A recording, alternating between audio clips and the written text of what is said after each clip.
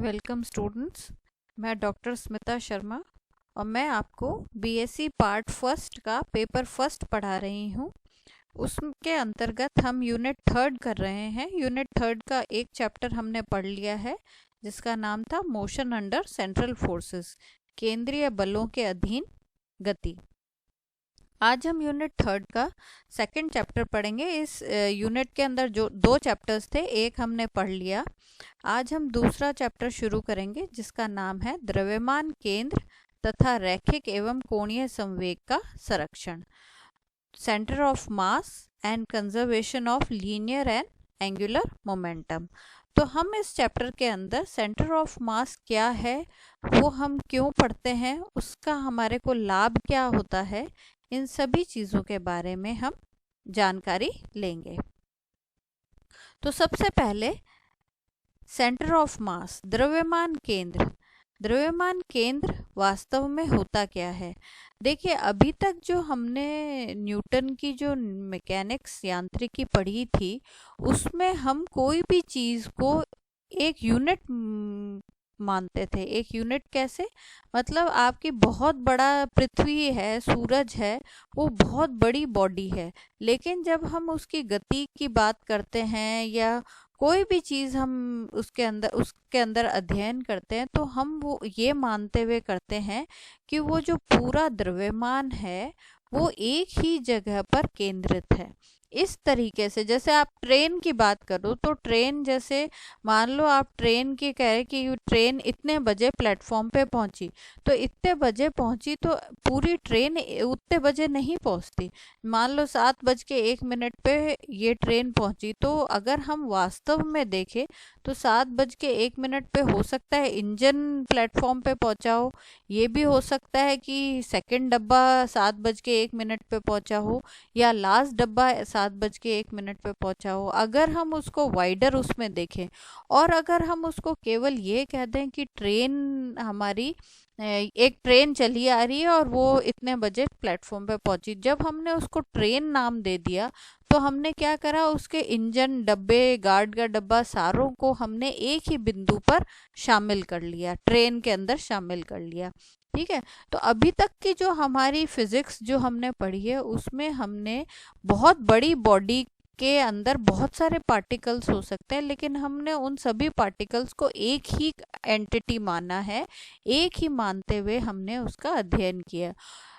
लेकिन वास्तव में अगर हम देखें तो कोई भी बड़ी बॉडी जो है वो छोटे पार्टिकल से मिलकर बनी हुई होती है।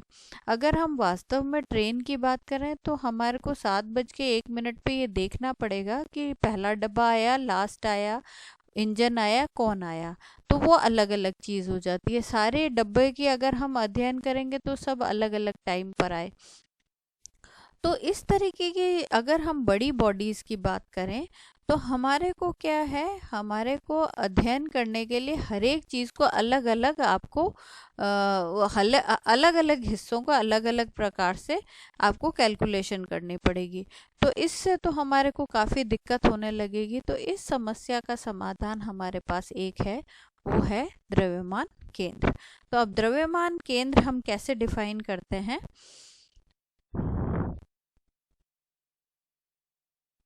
पहले इन्होंने द्रव्यमान केंद्र की एक जनरल डेफिनेशन दी है कि मान लो n संख्या के बिंदुवत कणों से मिलकर एक कोई पिंड बना हुआ है तथा विभिन्न कणों के द्रव्यमानों का योग जो है वो पिंड के द्रव्यमान के बराबर है। मतलब आपने एक पिंड अज्यूम कर लिया और ये बहुत सारे पार्टिकल से मिलकर बना हुआ है और इस पिंड का जो द्रव्यमान है वो सभी इन सारे पार्टिकल्स के द्रव्यमानों के योग के बराबर है।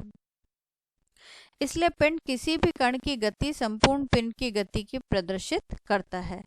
जब पिंड बाह्य बल के अंतर्गत कंपन या घूर्णन गति करता है तो पिंड में एक ऐसा बिंदु होता है, ये एक चीज ध्यान देने की है, पिंड में एक ऐसा बिंदु होता है जो ठीक उसी प्रकार से गति करता है जिस प्रकार एक विलगित कण उस बाह्य बल के अंतर्गत करता है। यानी पूरे पिंड के अंदर एक बिंदु ऐसा होता है जो बिल्कुल वैसे ही बिहेव करता है जैसा कि एक अकेला विलगित कण, आइसोलेटेड कण जो है वो इस बाह्य बल के लगने के कारण गति करता है। तो उस बिंदु को हम द्रव्यमान, उस पिंड का द्रव्यमान केंद्र कह देते हैं। अब इसकी एक्चुअल डेफिनेशन क्या है, ये हमने साधारण तौर पे इसको समझ लिया। अतः किसी पिंड या निकाय का द्रव्यमान केंद्र वह बिंदु होता है जहां उसकी गति की व्याख्या के लिए उसका संपूर्ण द्रव्यमान केंद्रित माना जा सकता है। मतलब क्या हो गया कि एक आपके पास एक पिंड है और बाह्य बल लगने के कारण वो उसके अलग अलग कण अलग अलग गति से चलते हैं और रिजल्टेंट जो आपको गति दिखाई देती है वो आपको कुछ इस प्रकार दिखाई देती है। अगर वो जो गति है उसकी बजाय हम ये जो पूरे सारे पार्टिकल्स का जो द्रव्यमान है उसको हम एक ही बिंदु पर केंद्रित कर दें और उसकी गति ठीक उसी प्रकार दिखाई दे हमारे को जिस प्रकार से इस पूरे बिखरे हुए की दिखाई दे रही है, तो ये बिंदु पर सारा मास हमने केंद्रित कर दिया, तो इसका व्यवहार या इसका व्यवहार दोनों का व्यवहार बिल्कुल एक समान हो तो इस बिंदु को हम द्रव्यमान केंद्र कह सकते हैं। तो ये गति की व्याख्या के लिए हम संपूर्ण द्रव्यमान को एक ही बिंदु पर केंद्रित मान सकते हैं और ये बिंदु हमारा द्रव्यमान केंद्र है। यानी क्या मतलब हो गया, अगर आपका ट्रेन का अध्ययन करना है तो ऐसे तो आपको अलग अलग हिस्सों को अलग अलग अध्ययन करना पड़ेगा, लेकिन हमने अगर पूरे ट्रेन का द्रव्यमान एक ही बिंदु पर केंद्रित कर लिया और उसकी जो गति है वो उसी प्रकार से दिख रही है जिस प्रकार से रिजल्टिंग जो गति दिखाई देती है किसी ट्रेन की, तो वो बिंदु उसका द्रव्यमान केंद्र कहलाएगा। अब इस द्रव्यमान केंद्र को हम ढूंढे कैसे, उसके लिए बड़ा आसान सा एक फॉर्मूला हम निकालेंगे। मान लिया हमने कोई एक पिंड ले लिया है जो निर्देश तंत्र में स्थिर निर्देश तंत्र में बैठा है और उसका द्रव्यमान m है। ठीक है, अब ये पिंड जो है वो n कणों से मिलकर बना है, बहुत सारे छोटे छोटे कणों से मिलकर बना है। तो माना पिंड के किसी एक कण i का द्रव्यमान mi और उसका स्थिति सदिश ri है। अब इसको हम एक डायग्राम से देख लेते हैं। मान लो ये एक पिंड है और इस पूरे पिंड का जो द्रव्यमान है वो कैपिटल M है और ये बहुत सारे छोटे छोटे छोटे छोटे ये बिंदु दिखाई दे रहे हैं, इन कणों से मिलकर बना है। अब इन कणों में से एक कण हम ले लेते हैं, उसका नाम ले लिया आयत कण है, आयवा कण हमने ले लिया। आई नंबर का ए बी सी डी अगर हम नाम दे रहे हैं तो आई नंबर वाला जो कण है उसको हमने ले लिया। तो उस कण का जो द्रव्यमान है वो मान लिया हमने mi है और उसकी जो ये स्थिर निर्देश तंत्र का जो ओरिजिन है, मूल बिंदु है, उससे उसकी दूरी ri हमने अज्यूम कर ली, हमने मान ली, कुछ भी हो सकती है, हमने उसको ri मान लिया। तो ये चीजें हमने अज्यूम कर ली। अब इसके साथ साथ हमने देखो चित्र में देख रहा है एक बिंदु और हमने सपोज किया जिसका नाम दिया है हमने C और उसका मूल बिंदु से उसकी जो स्थिति सदिश है या पोजीशन वेक्टर है वो हमारा है RC। ठीक है, ये अज्यूम कर लिया। और तीसरी चीज हमने ये मान ली है कि C जो बिंदु है वो P से कितनी दूरी पर स्थित है, RC I दूरी पर स्थित है। तो हमने ये तीन चीजें मान ली हैं, एक तो position vector RI, position vector RC और ये C से P की दूरी जो है वो RCI दे रखी है। अब अगर हम इसके ऊपर त्रिभुज लगाएं, OCP त्रिभुज नियम लगाएं, तो त्रिभुज नियम क्या कहता है, RI ये ट्राइंगल के अंदर ये एरो इधर आ रहा है, ये एरो इधर आ रहा है और ये एरो इधर जा रहा है। तो इसके हिसाब से क्या होगा, त्रिभुज नियम से RI बराबर RC प्लस RCI, देखिए ये आ गया RI बराबर RC प्लस RCI हो गया। ठीक है, अच्छा अब दोनों तरफ हमने क्या करा, दोनों समीकरण दोनों तरफ mi से गुणा कर दिया और सभी कणों का योग कर दिया। अब क्या करेंगे, पहले तो मान लो इसको एक बार भूल जाओ, mi rc और mi rci ये कर दिया हमने। फिर हमने ये तो एक कण के लिए लिया है, ऐसे हमारे पास असंख्य कण है, n पार्टिकल्स हैं। तो n पार्टिकल्स का अगर हमारे को टोटल निकालना है तो हम क्या करेंगे, समीशन निकाल लेते हैं जिसमें i का मान 1 से लेकर n तक बदलेगा। तो यहाँ भी समीशन कर दिया, यहाँ भी समीशन कर दिया और यहाँ भी हमने समीशन कर दिया।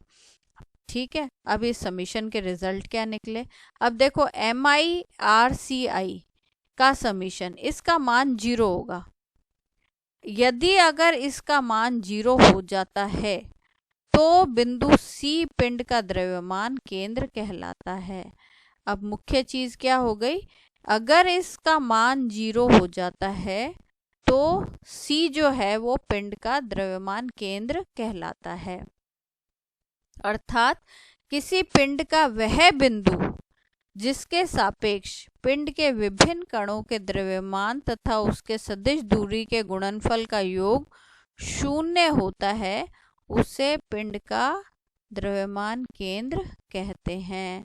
तो वो क्या हो जाएगा, द्रव्यमान केंद्र कहलाता है। तो कंडीशन क्या हो गई, MI/RCI is equals to 0 summation I1 to N के लिए। वो बिंदु जो है वो हमारा क्या कहलाएगा, द्रव्यमान केंद्र कहलाएगा। यानी क्या हो गया, आपका ऐसा बिंदु होगा जिसके सापेक्ष सभी कणों का जो समीशन MI/RCI है वो 0 होना चाहिए। उस बिंदु को हम द्रव्यमान केंद्र कहेंगे। यहाँ पे अगर ये कंडीशन सेटिस्फाई होगी तो सी बिंदु जो है वो द्रव्यमान केंद्र बन जाएगा। अब द्रव्यमान केंद्र की पोजीशन कहाँ होगी, ये तो हमने रैंडम पोजीशन बनाई है। अब वो एक्चुअल में कहाँ स्थित होगा उसका पता लगाते हैं। तो उसका पता लगाने के लिए सीधे हम nth पार्टिकल्स को नहीं लेते, हम उसको पहले सरलता से समझने के लिए 2 पार्टिकल सिस्टम लेते हैं। 2 पार्टिकल सिस्टम का मतलब द्विकर्ण निकाय। द्विकर्ण निकाय मतलब ऐसा कोई बॉडी है जिसमें 2 ही पार्टिकल्स हैं, ठीक है। तो माना कोई निकाय 2 कणों से मिलकर बना है जिसके कणों के द्रव्यमान m1 और m2 हैं। 2 पार्टिकल्स हैं और दोनों के द्रव्यमान m1 और m2 हैं, और उनके जो पोजीशन वेक्टर है या स्थिति सदिश हैं वो r1 और r2 हैं, ठीक है। और इसके निकाय के द्रव्यमान केंद्र की स्थिति को प्रदर्शित हम RCM से करेंगे। कैसे करेंगे ये एक बार डायग्राम में देख लेते हैं। देखिए ये एक 2 पार्टिकल सिस्टम है जिसमें 2 पार्टिकल्स है, एक m1 है एक m2 है। उनके पोजीशन वेक्टर r1 और r2 है, और हमने इन दोनों के बीच में कोई रैंडमली एक बिंदु मान लिया जो सेंटर ऑफ मास बनेगा, और उसकी ओरिजिन से जो दूरी है वो RCM है, यानी ये स्थिति सदिश RCM है, ठीक है। तो हमने ये चीज मान ली। तो अब समीकरण 2 के हिसाब से क्या होगा, समीशन I1 to N जो है वो MI/RCI should be equal to 0, है ना। तो इस हिसाब से हमारे पास क्या आ जाएगा, समीशन MI/RI बराबर समीशन MI/RCM, है ना। तो RI की जगह हमने अब यहाँ पर 2 पार्टिकल सिस्टम है, RCM ले लिया हमने, है ना। अब RCM जो है वो हमारा बाहर आ जाएगा, क्यों, क्योंकि वो तो एक कांस्टेंट बिंदु है, ये बदलेगा नहीं, तो RCM बाहर आ गया। तो अंदर रह गया हमारा समीशन MI1 to 2, ठीक है। अच्छा, इसको अगर आपको ऐसे कंफ्यूजन हो तो आप इसको पहले समीशन फॉर्म में ना लिख के पहले इसको ऐसे लिख सकते हो, M1R1 plus M2R2 is equals to MI/RCM, ठीक है। फिर उसके बाद RCM क्योंकि कांस्टेंट है, दूरी बदलेगी नहीं सेंटर ऑफ मास की, तो RCM तो समीशन से बाहर निकल जाएगा और समीशन MI अंदर रह जाएगा। अब हम RCM का मान निकालना चाहते हैं तो क्या हो जाएगा, सारी राशियों को एक तरफ ले जाते हैं, तो क्या आ जाएगा आपका RCM समीशन MI बराबर समीशन MI/RI, और इसको मैंने डिनोमिनेटर में ले गई। तो RCM का मान क्या आ गया, RCM का मान हो गया summation MI/RI upon summation MI। अब समीशन MI क्या है, दोनों द्रव्यमानों का जोड़ है, तो वो लिख दिया M1 प्लस M2, और समीशन MI/RI क्या होगा, मैंने पहले ही बोला था M1R1 प्लस M2R2। तो RCM का मान क्या हो गया, ये RCM क्या आया, जो सेंटर ऑफ मास है उसका स्थिति सदिश आया है। सेंटर ऑफ मास जहां पर स्थित है उसकी मूल बिंदु से दूरी इस प्रकार से निकाली जा सकती है द्विकर्ण निकाय के अंदर। अगर द्विकर्ण निकाय है तो सेंटर ऑफ मास की पोजीशन निकालने के लिए हम इस फॉर्मूले को यूज में ले सकते हैं, ठीक है, तो इन्होंने कहा संपूर्ण द्रव्यमान अगर कैपिटल एम मान ले तो यहाँ डिनोमिनेटर में कैपिटल एम लिख सकते हैं। तो एम को इधर ले जाते हैं तो क्या आ गया, M R C M is equals to m1r1 plus m2r2। ये 2 पार्टिकल सिस्टम के लिए ये फॉर्मूला बन गया। अब ये ही फॉर्मूला अब हम बहुकर्ण निकाय के लिए लगा देते हैं, यानी n पार्टिकल सिस्टम के लिए लगा देते हैं।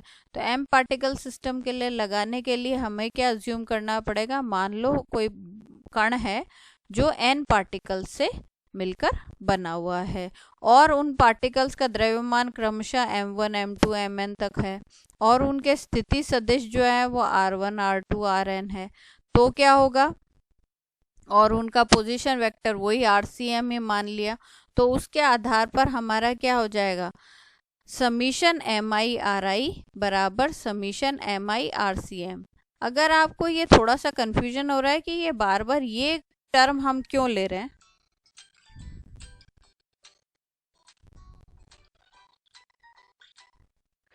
तो हमारे दिमाग में ये विचार आ रहा होगा कि ये इक्वेशन हम बार बार कहाँ से लेकर आ रहे हैं।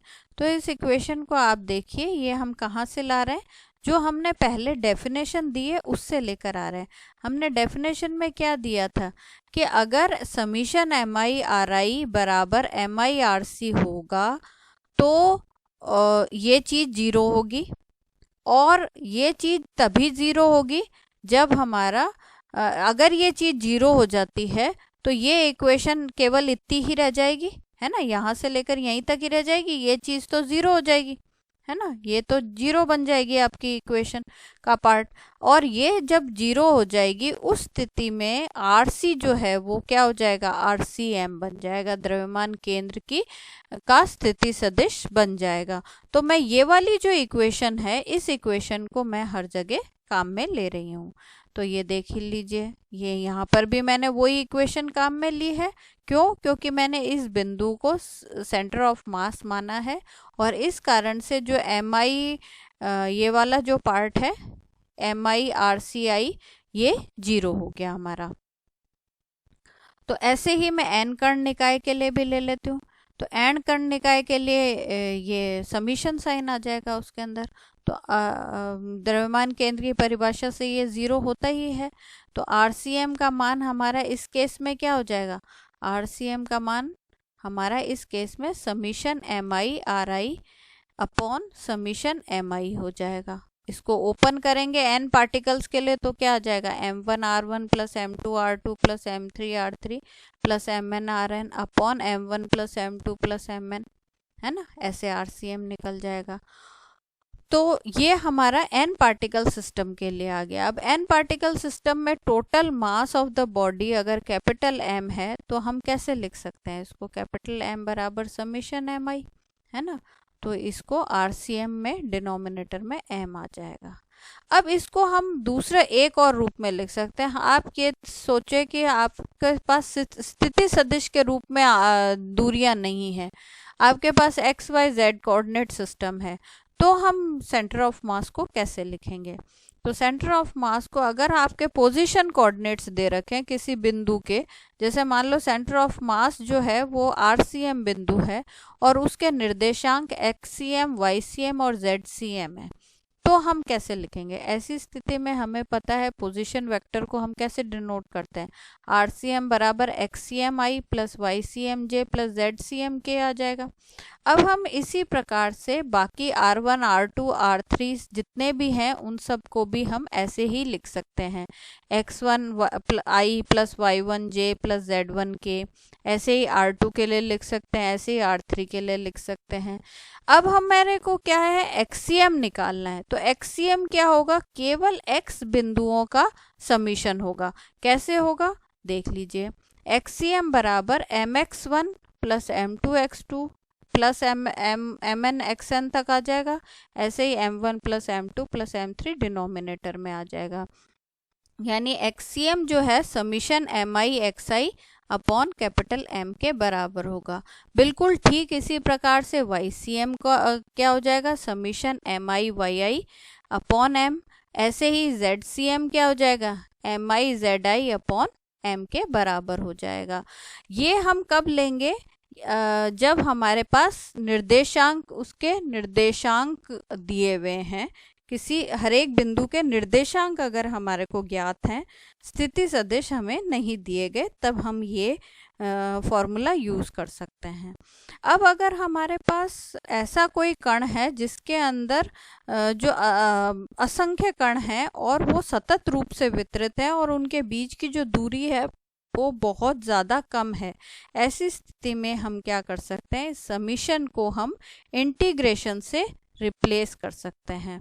तो ऐसी स्थिति में हमारा फॉर्मूला क्या बन जाएगा, ऐसी स्थिति में आरसीएम जो है वो समीशन हटके इंटीग्रेशन आरडीएम हो जाएगा। तो एक्ससीएम क्या बन जाएगा, एक्ससीएम बन जाएगा इंटीग्रेशन 1/m XDM, YCM बन जाएगा 1/m इंटीग्रेशन YDM और ZCM बन जाएगा 1/m इंटीग्रेशन ZDM। अच्छा, अब इसके अंदर अगर आपको मास भी नहीं दिया हुआ, घनत्व दिया हुआ है, तो घनत्व आपके पास रो है, निकाय का घनत्व रो है, तो हम डीएम निकाल सकते हैं। डीएम क्या होगा, डीएम रो डीवी होगा, जहाँ डीवी एक छोटे से निकाय का, छोटे से अल्पांश का आयतन है ना।